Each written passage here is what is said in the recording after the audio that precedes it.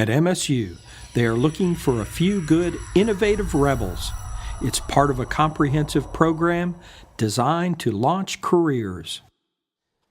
My students have found some very luminous supernova remnants in nearby galaxies. My students have also been looking at some of these other distant galaxies, these nuclei galaxies, which are seen to go in outbursts. And we've made some observations around the time of the outburst, and we seem to see that, as expected, sometimes there's radio emission peaks, which broadly correspond to times of peaks at other emission. And that's a significant finding.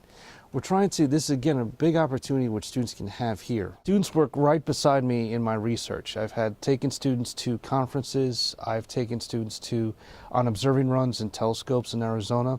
I've also had students serve as co-authors on some of my publications, some of my refereed papers. And that's a tremendous first step for any student in their scientific career.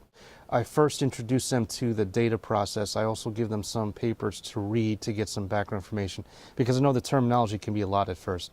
But what I also try to give them is set them up with accounts on our computers and give them a chance to kind of experiment. The analysis process, which we have in astronomy, what we call the reduction. We take raw data and come up with a usable final product. And I talk students through that.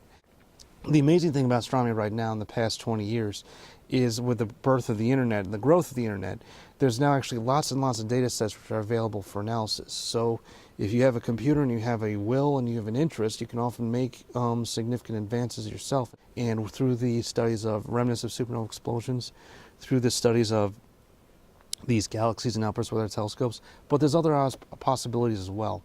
And I've been impressed by students who actually can come up to me with new ideas of, I'm wondering about, is there X-ray emission from Jupiter and the like, and we can investigate that. To have here a chance where the focus can be on students and research here, and that's meant a lot. It has meant a lot for me to feel like I have a strong influence on students and helping students who want to pursue careers in astrophysics to help them realize those goals.